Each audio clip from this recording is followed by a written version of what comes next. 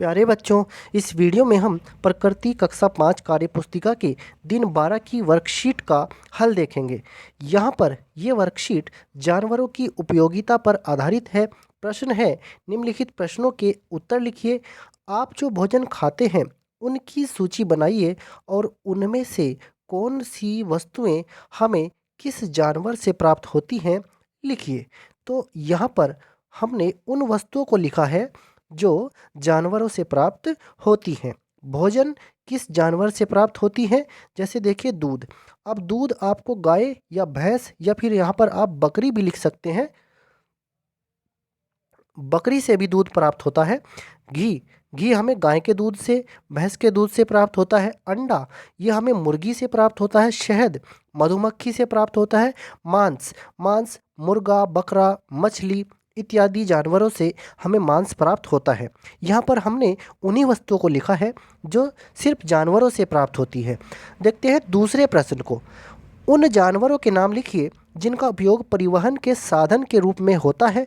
यदि आप किसी ऐसे वाहन में बैठे हैं तो अपना अनुभव बताइए। हम उत्तर में बताएंगे, परिवहन के साधन के रूप में घोड़ा, ऊंट, बैल, भैंसा, ये भैंसा है, गधा और खच्चर आदि का प्रयोग किया जाता है। अब आप अनुभव लिखेंगे, हम घोड़ा गाड़ी और भैंसा गाड़ी में बैठे हैं, हमें बहुत मज़ा आया, हमने ऊंट की सवारी भी की है। ये आपका अनुभव है। देखते हैं प्रश्न 3 को। नीचे दी गई वस्तु किससे बनी है? आपने और ऐसी वस्तुएं देखी हैं जो चमड़े से बनी हैं, उनके नाम लिखिए।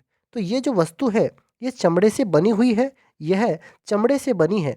चमड़े से बनी अन्य चीज़ें जैसे बैग, जूते, पर्स, बेल्ट, जैकेट, घोड़े की बेल्ट, सैंडल आदि ये वस्तुएं चमड़े से बनती हैं। बढ़ते हैं अपने अगले प्रश्न की तरफ। प्रश्न 4 है, इसमें हमें क्या बताना है? गोबर का उपयोग हम किस तरह से कर सकते हैं?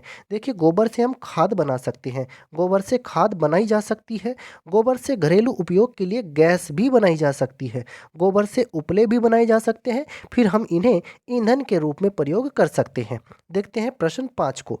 पांचवा प्रश्न है, ऊन हमें कहाँ से प्राप्त होता है? ऊन से हम किन किन चीज़ों को बना सकते हैं? इस प्रश्न के उत्तर में आप बताएंगे, ऊन हमें भेड़, बकरी, याक आदि जंतुओं के बालों से प्राप्त होती है। ऊन से हम स्वेटर, मोजे, मेजपोश, टोपा, जर्सी आदि गर्म कपड़े बना सकते हैं।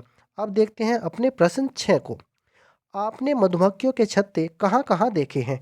हमने मधुमक्खियों के छत्ते पेड़ पर, पानी की टंकी पर और कहाँ पर? लकड़ियों के ढेर में, बिटोड़े में, दीवारों के बीच दरार आदि में देखे हैं।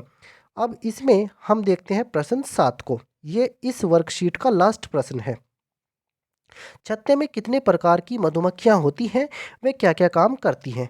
देखिए, जो छत्ता होता है मधुमक्खी का, उसमें 3 प्रकार की मधुमक्खियां होती हैं। एक तो होती है रानी मक्खी। रानी मक्खी ये मादा मक्खी होती है। इनका काम क्या है? ये गर्भ धारण करके अंडे देती हैं, फिर इनसे और मधुमक्खियाँ बन जाती हैं। ये क्या करती हैं? गर्भ धारण करके अंडे देती है। दूसरे नंबर पर होती है नर मक्खी। नर मक्खी ये क्या करती हैं?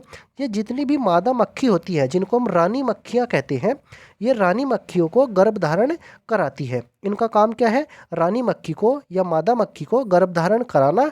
जब गर्भ धारण हो जाता है तो ये तीसरे नंबर की जो मक्खी है, श्रमिक मक्खी, ये नर मक्खियों को मार डालती हैं, फिर ये नर मक्खियों को मार देती हैं। इसके बाद आती है श्रमिक मक्खी। इनका काम क्या है? ये फूलों का रस इकट्ठा करती हैं और शहद बनाती हैं। तो इस तरह से 3 तरह की मक्खियाँ मधुमक्खी के छत्ते पर पाई जाती हैं। तो प्यारे बच्चों, यहाँ पर हमने दिन 12 की वर्कशीट के जो प्रश्न हैं उनका हल देखा है। अगर आपको यह वीडियो अच्छा लगा है तो इसको लाइक ज़रूर कीजिए, शेयर कीजिए। धन्यवाद प्यारे बच्चों।